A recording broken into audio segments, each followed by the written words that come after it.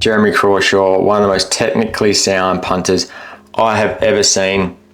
Just starting off, putting that ball on the sideline. The first thing I want to look at is his backswing. So that there is insane. I'm going to go to a different side-on clip here. So he's hitting a drop punt here, but same principles. Look at how far back he gets his foot in that backswing. So this means he has all this room to accelerate into the kick. Now, we can get a little bit fancy here and pull up some angles.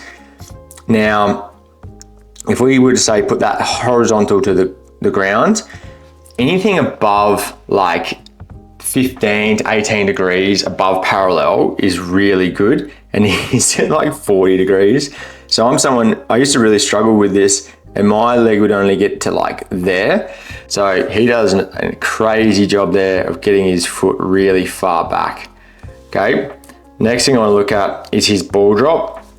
So like most good punters, he has a soft release. See how he goes from this, like keeps the ball low and then brings it up. All right, so you need to be able to get your foot underneath the ball.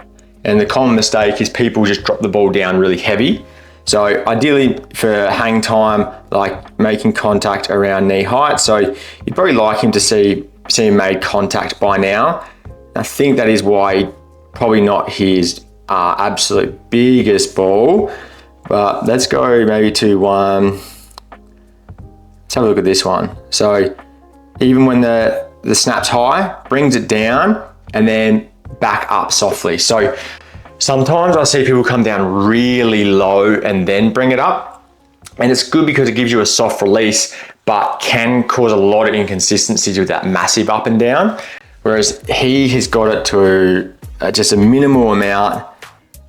There he goes, softly, massive backswing.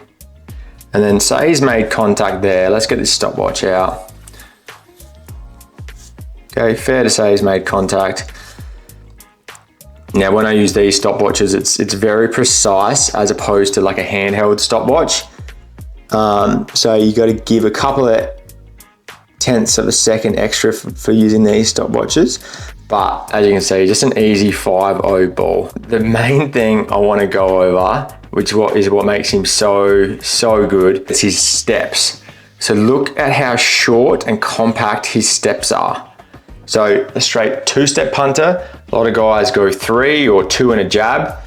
He goes step, and that is one of the shortest first steps I've ever seen. Straight into the ground, and then into the next one, super early. So a good measure is how soon, like this foot comes off the ground, does this one then plant into the ground? And that's really good. And then if we go back, like, his heels are at, 4 yard line, 1 yard, 2 yard, 3 yard. He's less than 3 yards, whereas a lot of guys go 4 and sometimes even 5. So this puts him in a really strong, powerful position at contact. Okay, so he's not reachy.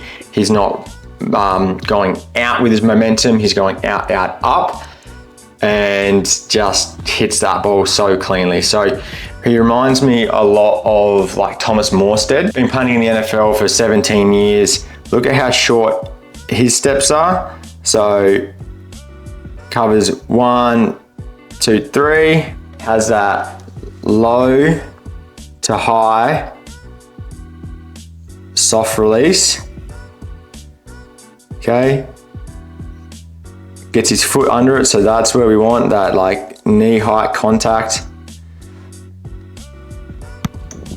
Absolutely sends them. If you want to get really technically sound with your punting, shorten your steps, have that soft release, and work on that backswing so you can generate so much power going into the kick.